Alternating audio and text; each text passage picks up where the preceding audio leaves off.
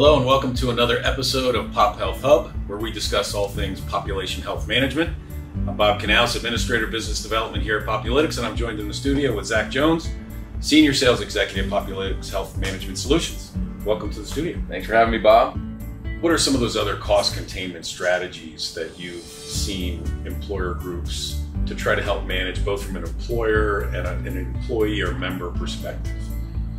Yeah, so from the employer side, right, one of the things people don't realize typically is that they're usually paying like 80% of the cost of the claim, right? So a member has some type of cost share, whether it be a deductible, a copay, or co-insurance, but the employer's picking up most of that cost. Exactly. And so from the employer's perspective is they want to get that whole gross cost of that claim down as much as possible.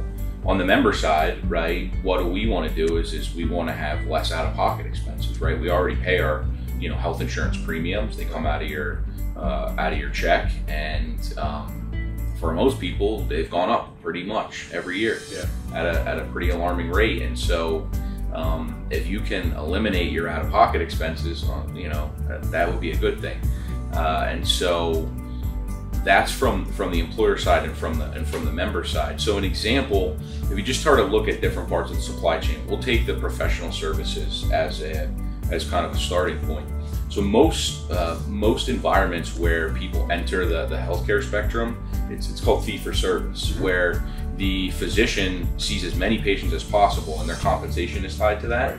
And with anything, if you increase the amount of quantity of what you have to do, the quality typically goes down. So they can't spend as much time with patients. The doctor's appointments need to be shorter, and therefore you may not be able to properly diagnose somebody in 10 minutes that they have to be able to see that physician. So one of the things that we've seen employers doing is getting away from that fee for service and contracting directly with physician groups. And the acronym for it is called DPC, Direct Primary Care. And really what it is just a subscription-based model where an employer will pay a per employee per month fee, and then you have access to those doctors as often as you want.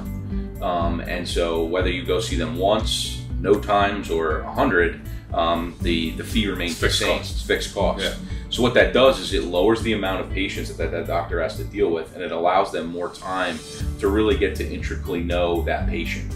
And so typically what you would say is that there's better outcomes, right? You may, for example, not rush to have somebody have a shoulder surgery. You may say, hey, let's try the physical therapy first. Let's try a stretching regimen or some type of dietary change, and those things may prevent that surgery, right? Which helps keep the claims cost down and also is really a better outcome for the patient. Yeah. And so that's an example of just one part of the supply chain that you see these employers doing. And really what they're trying to do is and the way I've always looked at it is we call it PEPY, which is just per employee per year spend. So you basically take the amount that you spend on healthcare and you divide it by the number of people you have on your plan. The national average is above $15,000. That doesn't necessarily mean it's good or bad, but as you start to look at yours as an employer, you start to look at where's our number at, and if we can reduce the amount that we spend on that, now our per employee per year spend goes down. And so you look at something like direct primary care, negating that shoulder surgery that I mentioned puts you in a position where you negated that claim. That's going to reduce your per employee per year spend, which reduces the overall output that you put towards health insurance premiums, which in turn allows you to spend that money on other parts of your business. Yeah, you mentioned pharmacy spend. So what are some unique strategies that are kind of going on in that world? We see the headlines. Sure. There's a lot of scrutiny right now on some of these pharmacy benefit managers. There's this whole talk about rebates and where do they go and who do they go back to, and is it just some sort of shell game that's going on? Where do you see all that? Yeah, so I think in the pharmacy space, you really have kind of two aspects. The first is that you're starting to see these pharmacy benefit managers come out that are much smaller, more niche, boutique, that have different business models, right? I would call them fiduciary or transparent PBMs, where they're just contractually obligated to do things that are in the best interest of the plan. So they don't have a lot of opaqueness in what they're doing. The second aspect is that you're starting to see employer-sponsored plans utilize other solutions and really purchase medications outside of their PBM. So they're looking at ways to potentially purchase medications directly from a manufacturer, directly from a supplier, or directly from another pharmacy, right, at potentially a cash pay price or a negotiated price that's much less than they could acquire it through their pharmacy benefit manager.